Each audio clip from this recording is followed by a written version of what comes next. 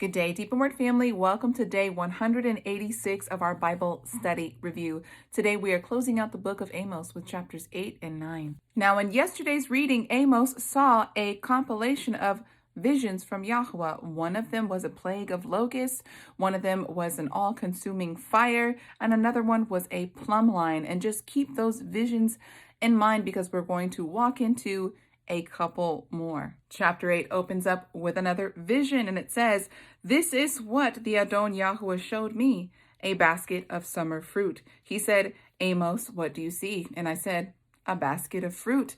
Then Yahweh said to me, the end has come upon my people Israel. I will forgive them no more. The songs of the temple shall become wailings on that day, says the Adon Yahweh. The corpses shall be many, cast down everywhere. Hush."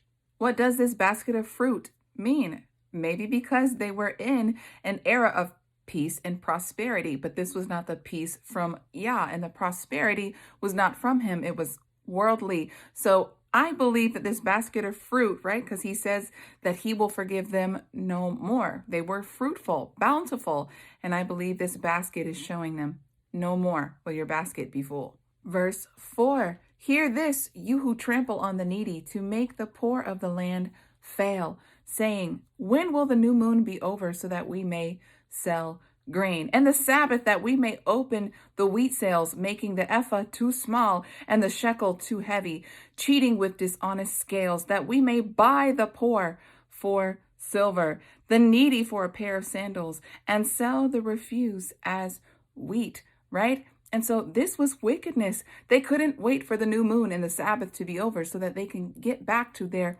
wickedness. As we know, the Sabbath, right, is called for us to rest, and it's a time for us to concentrate on his word, right? To come together to speak on these holy things. And they couldn't wait for that day to be over. I don't know about you, but the Sabbath is my favorite day of the week. I can't wait to rest and to get in his presence and to be with other believers, right? Being built up and being encouraged by one another. It's my most favorite day of the week. And there's a blessing that comes along with keeping the Sabbath, right? And here we see that they can't wait for it to be over. And many still have that attitude because they believe that the Sabbath has been done away with, and there's nowhere in Scripture you will find that as a truth. And if you are still questioning, let me remind you of Isaiah chapter 66, verses 22 through 24. Read it for yourself.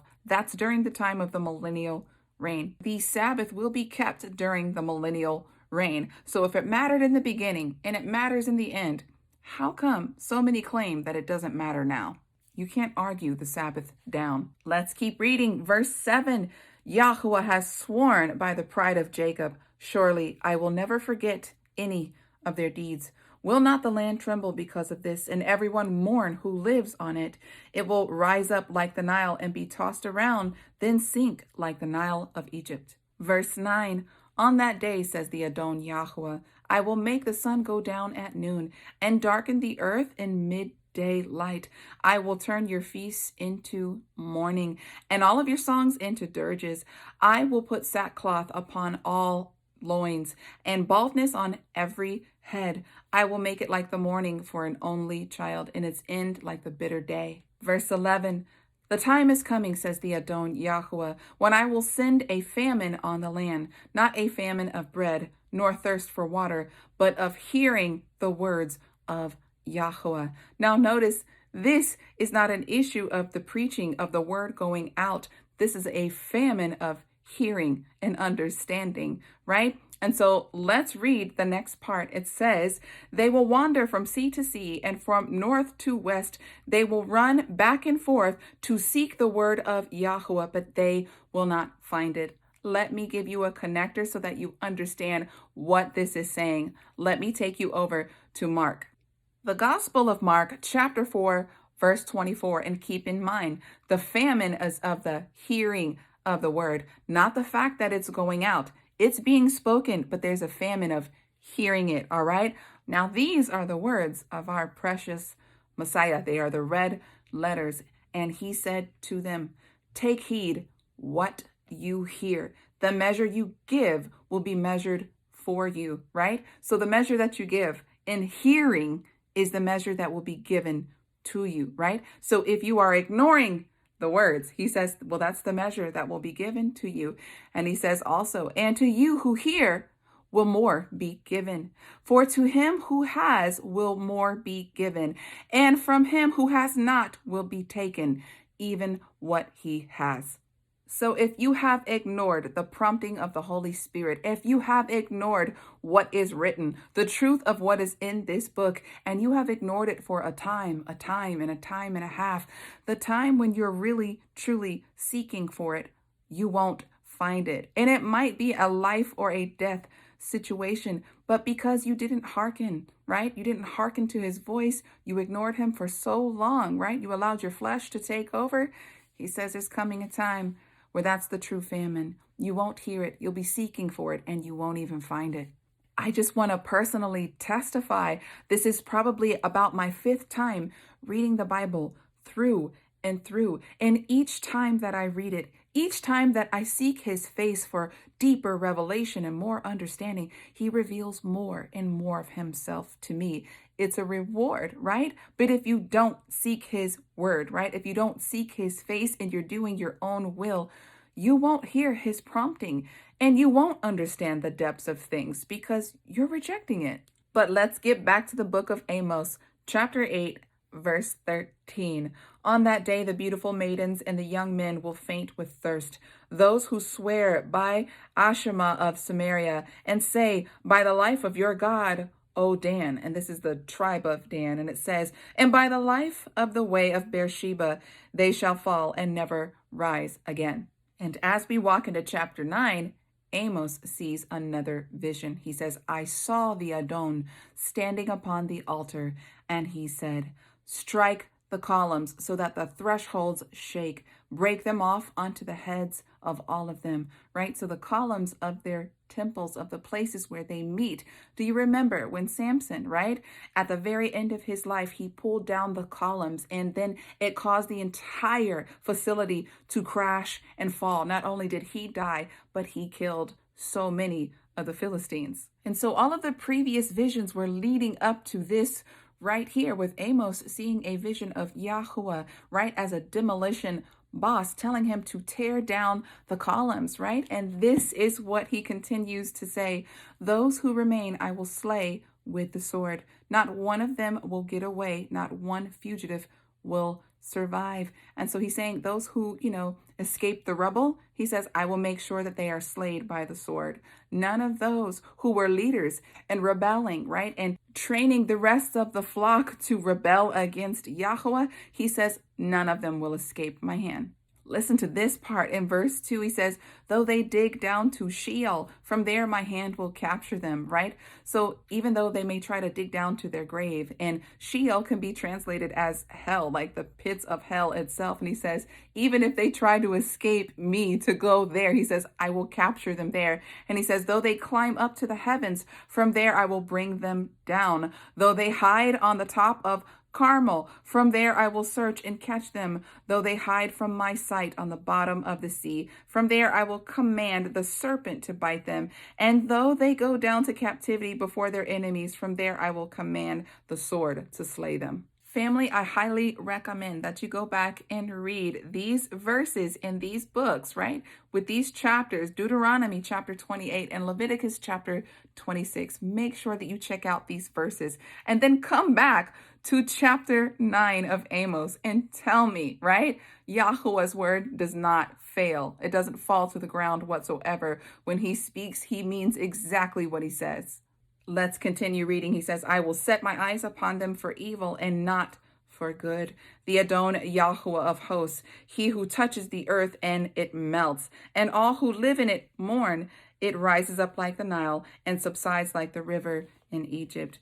Who builds his chambers in the heavens and founds his vault over the earth, who summons the waters of the sea and pours them out upon the surface of the earth.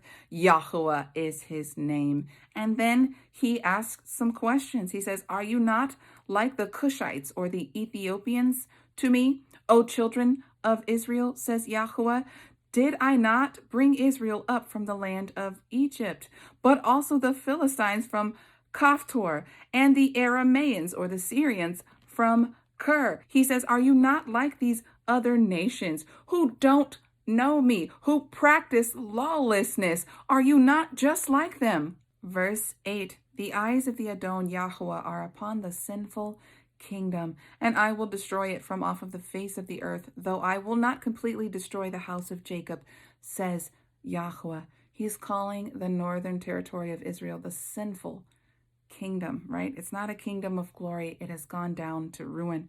And he says, see, I am given the command, and I will sift the house of Israel among the nations as one sifts with a sieve, and not a pebble falls to the ground. So he's, sifting them like wheat, and only the good will remain, and all of the bad will be destroyed. And he says, all of the sinners of my people will die by the sword, those who say, never will disaster reach us or overtake us, right? And yesterday's reading, Yahweh said that he hated the pride of Jacob, the pride of feeling like you are the chosen one, and yet you're not choosing Yahweh. You're choosing to rebel and be worse than the nations that you were brought out of. But the chapter ends with hope of restoration, and this is done by him, right? It's not done by them. It's done by him, right? We know that the renewed covenant is actually found in Jeremiah 31, and this is hinting towards that. And it says, on that day, I will raise up the tabernacle of David that is fallen. And he's saying even Jerusalem is fallen, right? It used to be a temple, but now it's a tabernacle, it's a hut, and it keeps diminishing. And he says, I will close up its breached walls and raise up its ruins and rebuild it as in the days of old, that they may possess the remnant of Edom. At least your Bible may say Edom, right? But in the Septuagint, Edom is synonymous with Adam, right? Mankind. And so let's go back and read it that way, because that's how it's supposed to read. That they may possess the remnant of mankind, and all of the nations called by my name, says Yahuwah, who will do this. And so he says he's going to restore the tent of David, that all of mankind may be brought in to Jerusalem, right? That may be brought in to the greater Jerusalem, the new Jerusalem. Verse 13, indeed the days are coming, says Yahuwah, when the plowman will overtake the one who is reaping, and the treader of grapes, the one who is sowing the seed. The mountains will drip sweet wine, and the hills will flow with it. And so he's giving you a picture of the millennial reign, and he's saying the days are coming when the plowman, right, and the one who sows and the one who reaps, that they will bump into each other, that it will be so fruitful, it will multiply so quickly, that the one who is in the field, right, sowing, and the one who is in the field reaping, they can't keep up, basically. Verse 14, I will restore the fortunes of my people Israel. They will rebuild the ruined cities and inhabit them. They will plant vineyards and drink their wine. They will make gardens and eat of their fruit. I will plant them upon their land, and no more will they be uprooted out of their land, which I have given them. Yahweh, your Elohim, has spoken. So in the end, we see, right, those who are faithful, those who are called up, and they're changed in the moment, in the twinkling of an eye. We are given supernatural bodies just like Messiah. But there will be survivors of the tribulation period who enter into the millennial reign with natural bodies, right? And some of them may be Israel, right? Some of them may be in remote places, and he brings them out during that time. But I just want you to see that the Father's not just going to speak and it's going to be, right? We will be planting, sowing, and reaping, right? The works of our hands, we're going to get our hands in that soil. We're going to be planting gardens, right? We're going to be eating off of the fruit of the land that our King gives us as an inheritance. Not only that, it says we will rebuild the ruined parts, right? I don't know if you have ever read the book of Revelation, but Jerusalem, the holy city, is going to go through it in the tribulation period. And it's going to be a hot mess. And it says that we're going to rebuild that. We will have our beloved Messiah, King and High Priest and greatest architect of all time, showing us, guiding us, and leading us. And we may just have supernatural knowledge on how to do these things. But I believe this is a part of, the Bema, right? Everything we do on this side is preparation for on that side, right? And it's not that we're crossing over into eternity yet. It's that we're crossing over into the seventh day, the rest, the Sabbath day. But that doesn't mean that we're not going to be doing anything, all right? Your reward is a job. If you thought that you were going to receive a glorified body and just sit down and do nothing, you are sorely mistaken.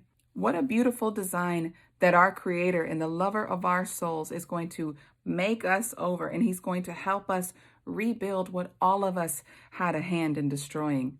Although He could do it all with a snap of a finger, He would rather us be partakers in the rebuilding of His kingdom. We serve a mighty God. Deep in Word family, that's all that I have for you today. Until tomorrow, Yah bless.